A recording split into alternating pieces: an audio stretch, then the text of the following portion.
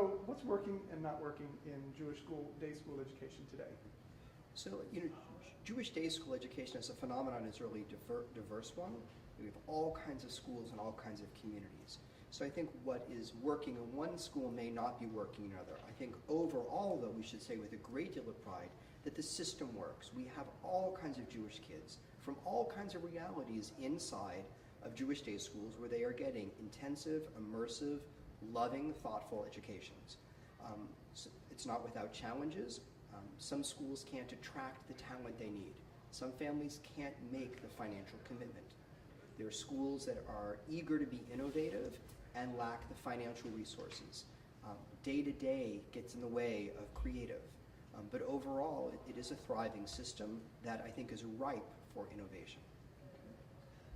What is stopping the commitment to eliminate what is not working and reinforce what is working in Jewish day school education? It's a great question, Dave. My sense is that some things that aren't working are hard to see.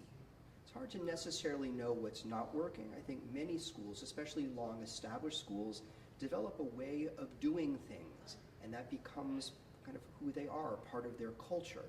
And then we think about change strategically, right? We plan and we develop strategies and systems, but it's that expression, culture eats strategy for breakfast. And my sense is that sometimes culture is eating at some of the strategy that we need to put in place. My sense is in no case do we have malice. I think that things that could be better are things that around schools have some degree of awareness and would like to see improve.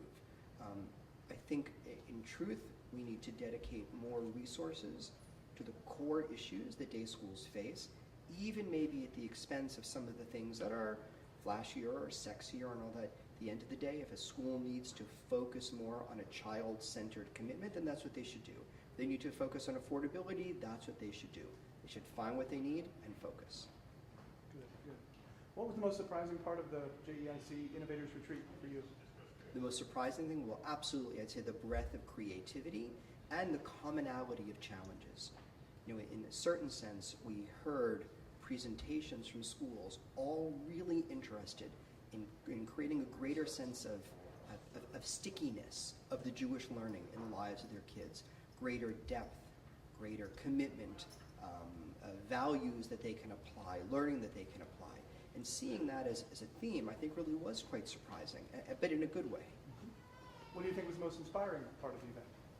Well, certainly hearing each of the presentations, they all strike me as worth pursuing in some way, but just hearing the passion in each and every one of the educators, it was awesome to witness to that. Based on what you've seen today, what kind of changes do you think we'll see in the next 5 years?